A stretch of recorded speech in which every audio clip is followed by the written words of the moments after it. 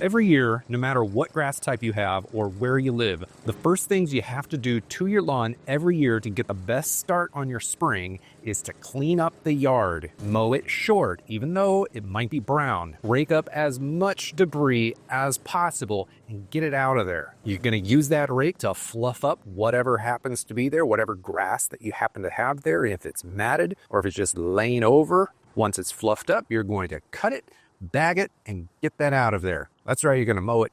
Mow it twice. You're going to rake it a couple times, mow it a couple times, and get it short. Get all of the debris out of the yard. Now, I know all of that sounds crazy obvious, but there's something that most people don't really get about the whole process. It has to do with the timing. You want to do this before your spring growth happens.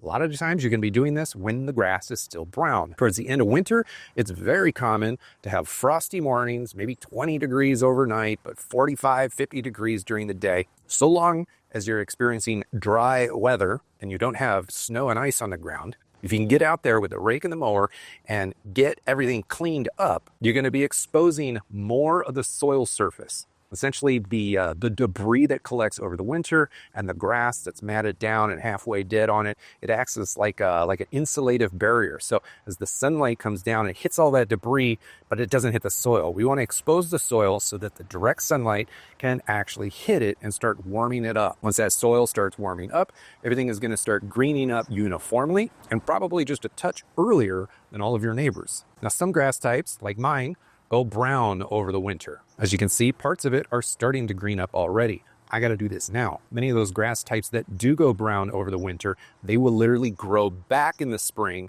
from new, I don't want to call them shoots. Well, yeah, from new blades that come out of the ground. All of those dead brown material, it will stay there for as long as you don't cut it off. So if you don't rake this stuff up, if you don't cut this stuff off and get it out of there, it's going to leave this brown tinge to your lawn perhaps for months. If you do, however, get all of this stuff off the ground, we call it scalping. Then once that grass starts growing back up from the soil level, all of the green is going to go up over the top of all of the remaining brown stemmy material that you just can't get. It's not like we're weed eating this ground to dirt, but it's going to cover it up and you're never going to see that dinginess. Most grass types can be cut significantly lower than you realize. Even tall cut grasses like St. Augustine and tall fescue can still be cut down to 2 inches or even lower if it's just done once.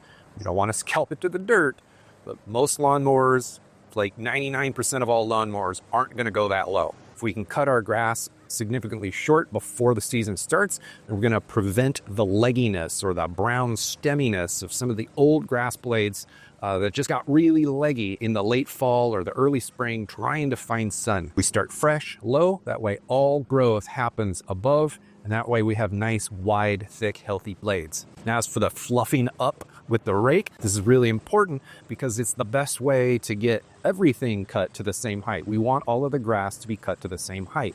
And when it starts the season off really short, then that means it's very easy for those grass blades to be standing straight up, upright, because at the end of February and the early parts of March, you're constantly going to be having cold, wet morning dew on your grass or frost on your grass. And because the days are still kind of short, the grass really needs a little bit of help standing upright. Of course, once you fluff things up, you absolutely have to cut it one more time just to make things look nice. We want our lawns to look clean starting the season off. We want them to be uniform. That way we can maintain them with some level of uniformity as best as Mother Nature allows. Now at this point, you're very rarely going to be putting any products on the lawn. The exception for that would be pH adjusting products like garden lime or soil sulfur. Not everyone needs to do that, however, but those first real lawn applications like weed preventers and fertilizers and whatnot, that's going to come a little bit later in the season, but not very much later. It comes really quick. Another caveat here is if you live at a very southern latitude, then you possibly could be putting down a weed pre-emergent as early as the end of January, but the vast majority of lawn owners are not going to be doing that. Most of you all will be putting down that weed pre-emergent or that weed preventer in the month of March, the very end of winter, possibly the 1st of April. For me, typically I do my first rake and mow on the lawn in February, just before the lawn really starts growing. I'm slightly behind because I got a tinge of green all over the lawn already. But I live in Southern California, so the vast majority of people across the country, unless you live in Southern California or Florida, are probably going to be doing this towards the end of February or the first parts of March, just prior to pre-emergent application. Now I want to leave you with a video right up here to watch next. It's all about what we should put on the lawns first of the season. Not what we could, what we should. These things are very different.